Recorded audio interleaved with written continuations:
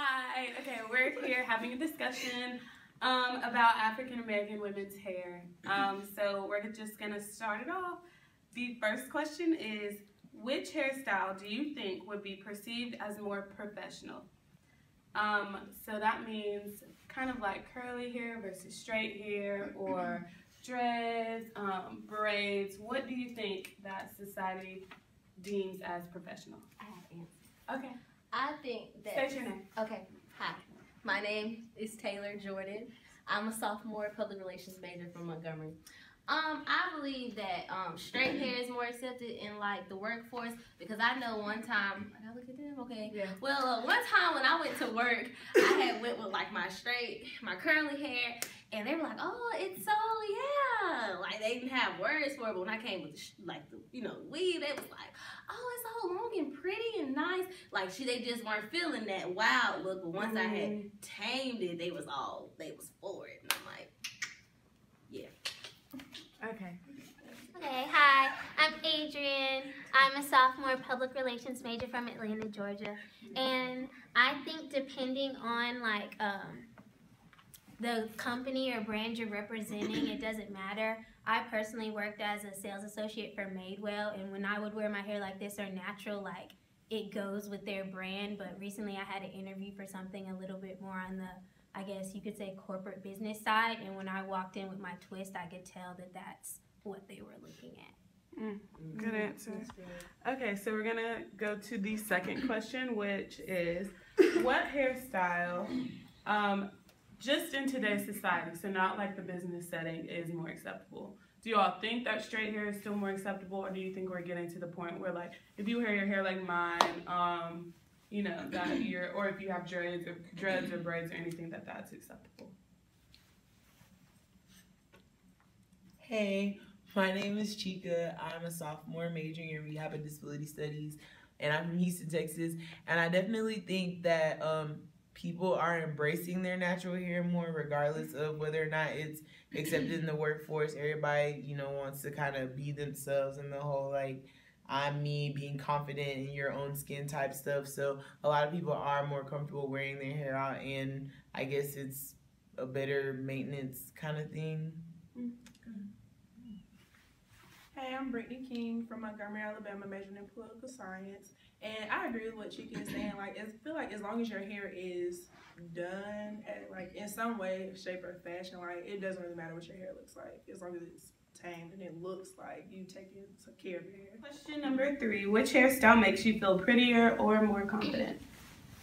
Hi, my name is Nia Humphrey. I'm a sophomore majoring in communications, and I'm from Atlanta, Georgia.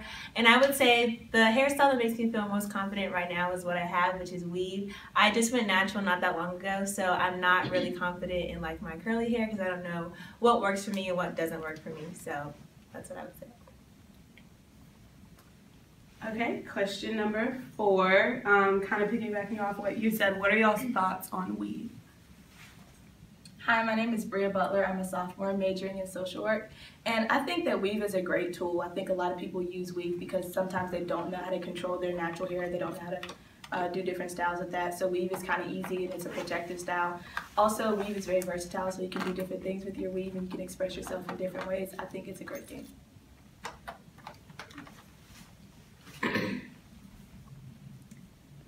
Hi, my name is Casey. I'm a sophomore majoring in management information systems. And I agree with Bria. I think that weave is a great tool and it's very convenient, but I also feel like, on the other hand, guys tend to criticize weave, and people who don't understand it because they're like, oh, why don't you be natural, be yourself, or whatever.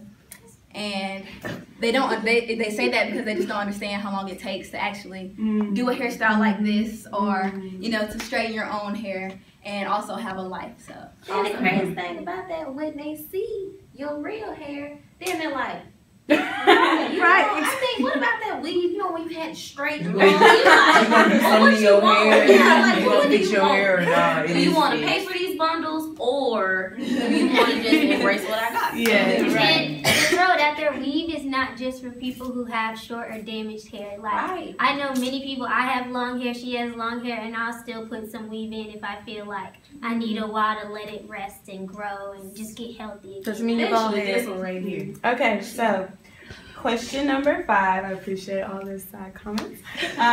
What are y'all's thoughts on dreads? Well, locks, I guess that's what we'll call them. Hi, my name is Kayla Warner. I'm a sophomore majoring in public relations. And I've always kind of thought about possibly starting the process of doing locks. But like, baby dreads aren't really that cute. I'm not trying to go through that little dookie braid stage. Sorry. But I think it's a really beautiful thing to embrace, like your hair, because like Afro textured hair is the only hair that naturally does that. And a lot of people try to copy that and, you know, often imitate it, but never was it. What is it? Never duplicate, yeah. Thank you. And so that's something I think we should embrace, you know, as Black women, that we can do that. And that's something that maybe when I'm old, have some long gray dreads. That'd be real cute. Okay, we'll just move on to question number 6. Why do you think there is a difference in hair length between cultures? So noticeably, you know, African American women aren't known to have extremely lengthy hair. It's usually Europeans, you know, Indians, people like that. Why do y'all think that is? Okay, my name is Adrian again, and if you actually think biologically and scientifically, your texture and your length has to do with your place of origin. African Americans have shorter, not in all cases, but more tightly coiled hair that grows up because in Africa, which is where our ancestors originate from, that's the way we would keep cool. You know, when the sun is beaming down on you, those spirals like emit heat from your skull, and when you're European, you need that long, greasy hair to keep you warm. So good answer, Adrian. That's for you. Yeah, tagging off on that, the reason why it may seem that Black people have shorter hair than white people, it goes along with the toe texture thing. Sometimes it's not as easy for a Black person to retain length because their hair is so coily, so you always have like shedding and stuff like that, whereas like someone that has like European hair, like silky hair, their hair doesn't really like shed per se because it's getting tangled and knotted up, and they don't have to kind of like comb their hair out and stuff like that. So definitely going along with the texture, different textures. Okay, question number 7. Personally, as African American women, how do y'all maintain healthy hair?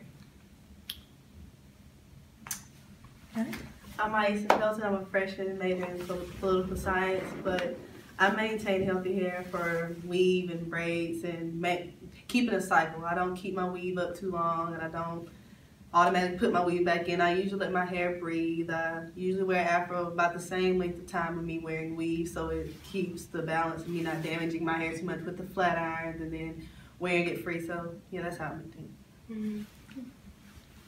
Hi, my name is Ariel Abrams. I'm a junior majoring in finance, and normally, well, I'm natural, so during the summer I make sure like I don't straighten my hair. I give it a break. And then, like, during the school year when my hair is straight, I make sure I wrap it every night to kind of make sure it's not getting damaged while I'm sleeping and end up getting knotted up.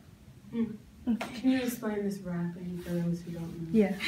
Well. And explain the difference between natural and unnatural hair, like, you know, with the chemicals and stuff. Natural hair, I guess I would say, means, like, I don't have any chemicals in it. I don't have a perm, which kind of makes your hair straight. Mine, I just straighten it with heat, I guess.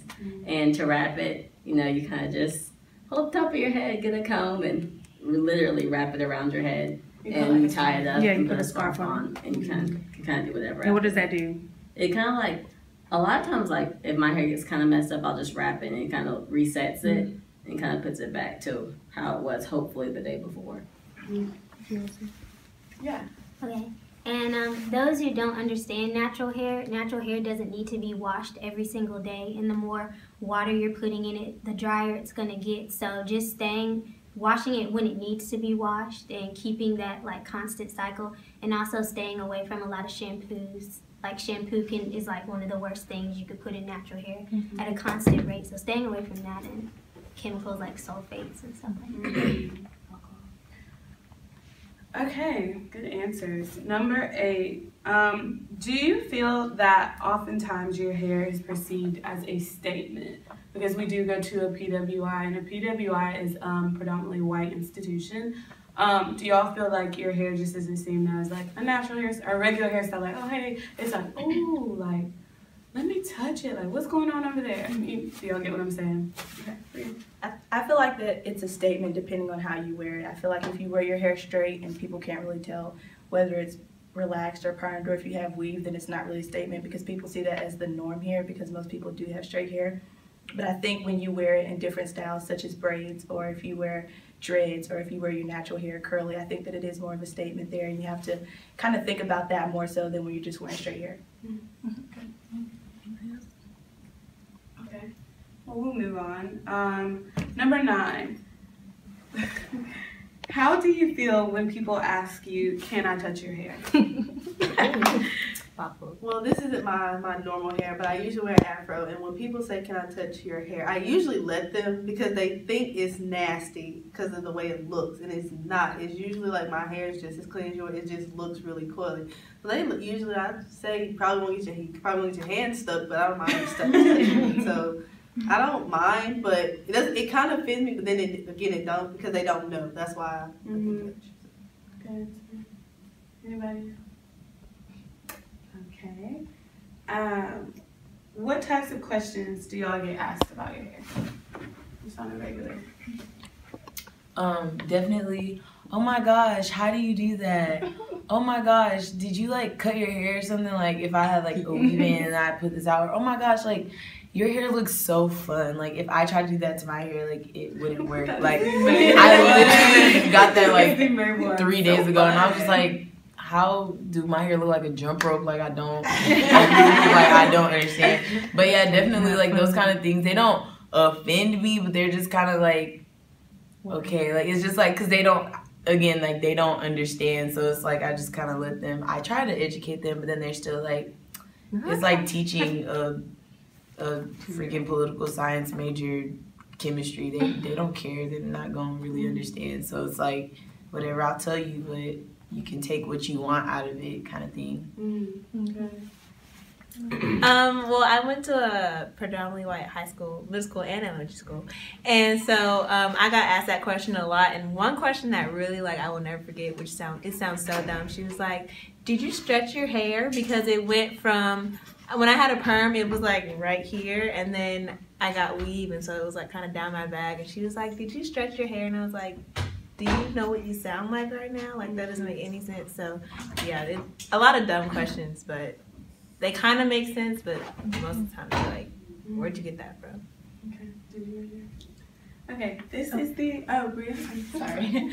I get a lot of like, why do you wear weave? Your hair is so long. And also, why do you spend so much money on your weave? Why do you spend so much money on your hair product? So, yeah. Okay, well, we'll just answer this question to number 10, or 11, and we'll go back to Bria. This question is, and I really want to hear y'all's outtake on this. How much money do you spend on your hair? Look at everybody's face. I spend a lot of money on my hair. Okay.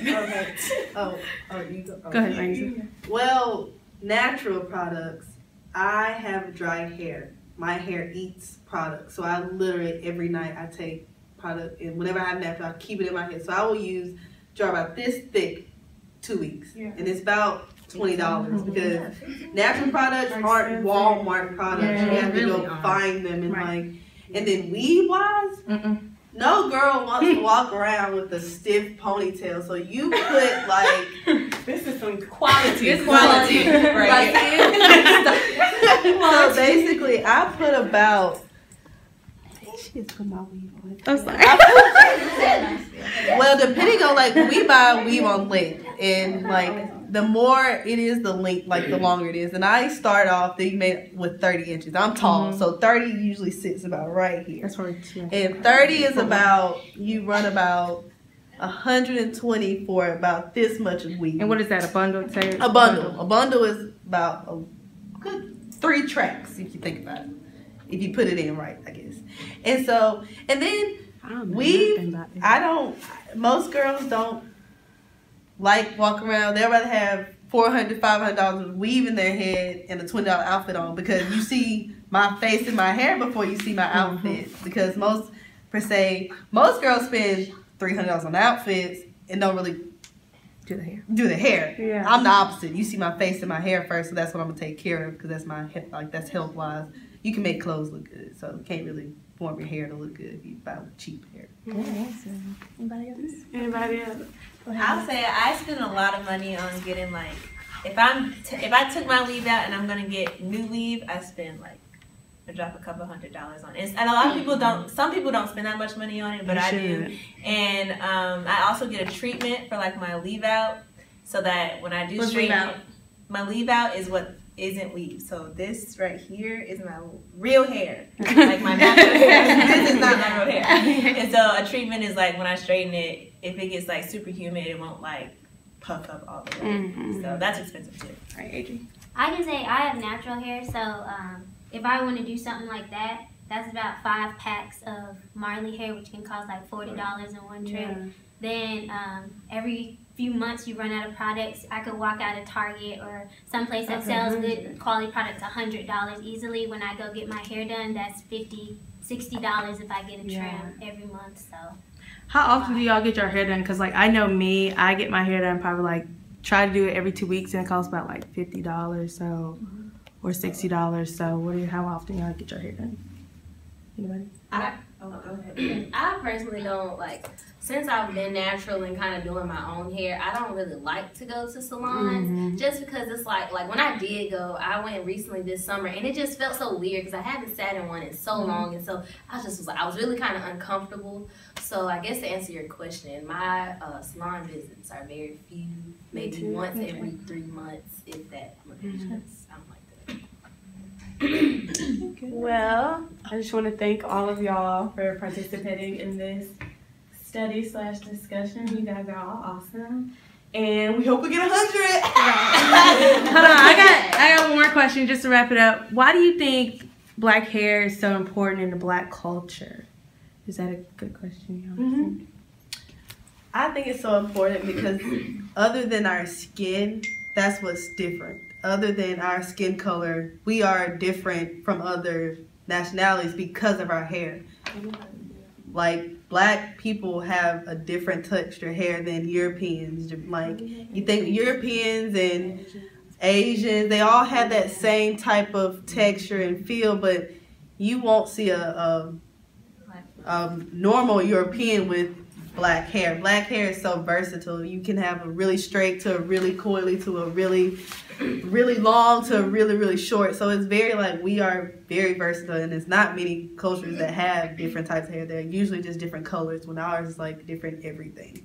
I kind of think it's a psychological like thing almost too. Like, it means so much to us because, like you said, it makes us who we are, and it's like, and like with the questions you've asked us, like, it affects us in so many ways on a day-to-day basis. So we have to make sure that our hair like represents who we are, and if our hair don't look good, I don't feel good. Right. Yeah. If my hair looks good, I'm popping. So I feel like that's another reason why black hair is also, Right, good.